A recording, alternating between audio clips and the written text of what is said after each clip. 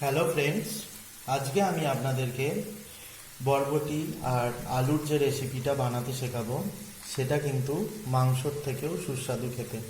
তো চলুন দেখে নেওয়া যাক আমি কিভাবে বানাচ্ছি বরবটি আর আলুর এই রেসিপিটি। যদি আপনারা কেউ আমার চ্যানেলে নতুন হয়ে থাকেন তাহলে অবশ্যই চ্যানেলটি সাবস্ক্রাইব করুন এইরকম নিত্য নতুন রেসিপি পেতে। ফার্স্টেই কড়াই গরম করে নিয়েছি, দিয়ে আমি সর্ষের তেল দিয়ে দিয়েছি। পুরো রান্নাটাই আমি সর্ষের তেলে করব, তাই সর্ষের তেল দিয়ে দিয়েছি। আর এখানে আমি এইভাবে লম্বা লম্বা করে বরবটিগুলোকে কেটে রেখে দিয়েছি।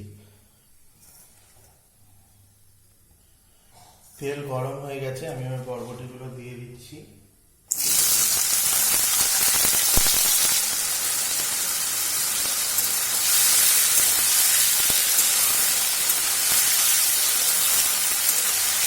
আমি বরবটিগুলোকে একদম ভালোভাবে কিন্তু ভেজে নেব।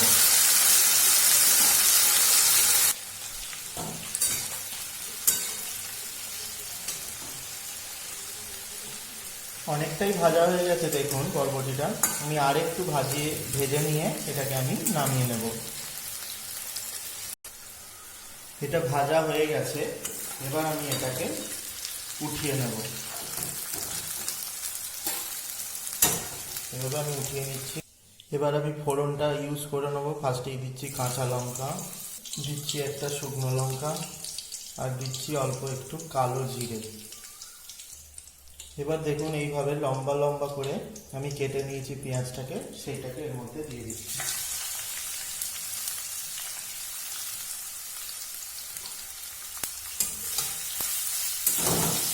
পেঁয়াজটাকে একটু আমি ভেজে নেব।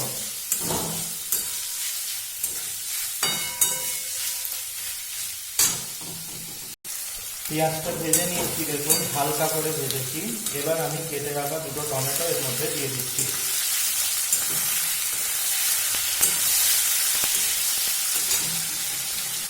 এই সময় আমি এতে বেশ খানিকটা পরিমাণ নুন আমি অ্যাড করে দিচ্ছি।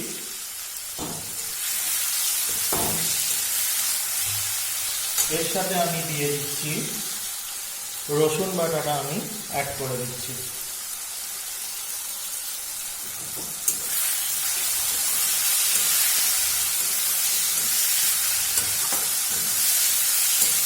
পুরো জিনিসটাকে একটু নেড়ে চেড়ে ফ্রাই করে নিচ্ছি। এবার আমি এতে অ্যাড করছি অল্প পরিমাণে একটু আদা বাটা।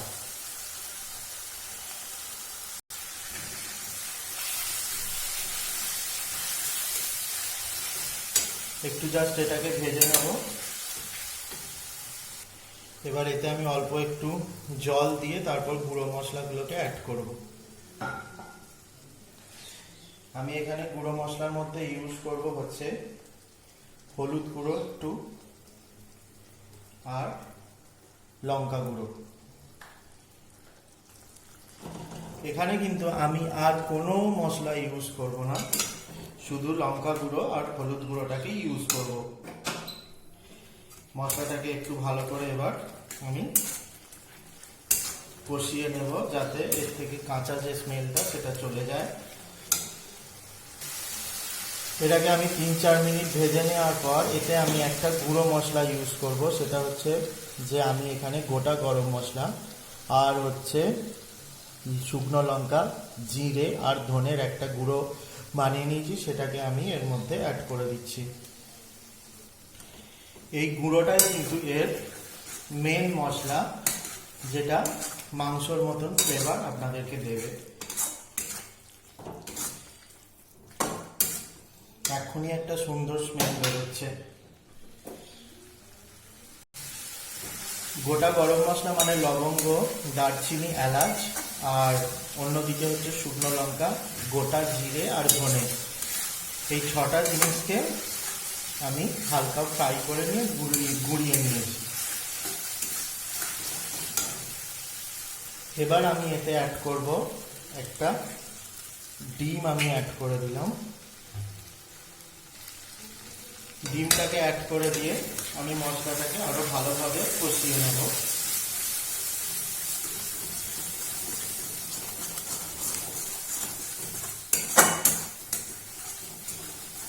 আমি 5 মিনিট এভাবে কষাতে থাকবো। 5 মিনিট কষিয়ে নেওয়ার পর আমি এতে অ্যাড করব হচ্ছে, আগের থেকে আমি ফার্স্টে আলুটাকে সেদ্ধ করে নিয়েছিলাম, তারপর আমি কিন্তু আলুটাকে ভেজেছি। এটার মনে হয় না যে দেখানো দরকার আছে, আমি বলে দিলাম, এটাতেই আপনারা বুঝে যাবেন। আলুটাকে সেদ্ধ করে নিয়ে কিন্তু আমি ভেজেছি।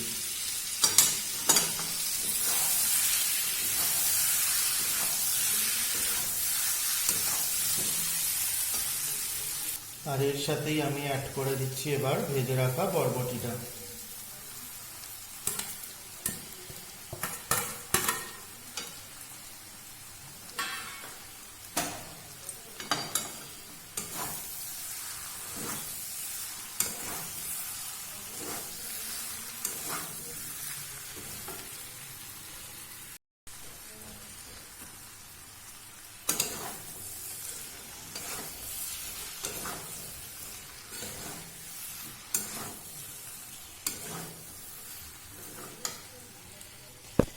এটাকে এইভাবে আমি আরো 3-4 মিনিট ভেজে নেব।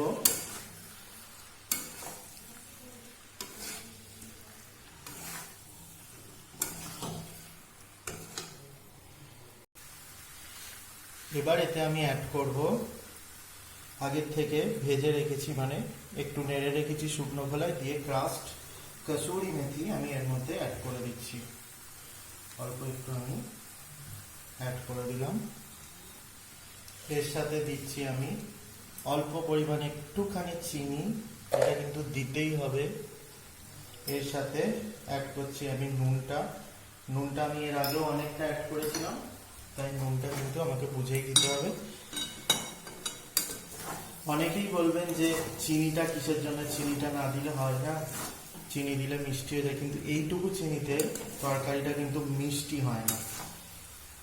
এটা নুন আর চিনির একটা ব্যালেন্স তৈরি করে, যেটা তরকারির মধ্যে একটা সুন্দর টেস্ট দেয়।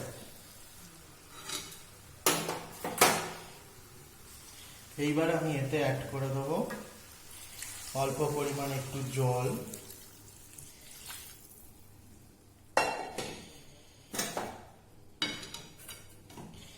আমি পুরো জিনিসটাকে নেড়ে ছেড়ে দেবো।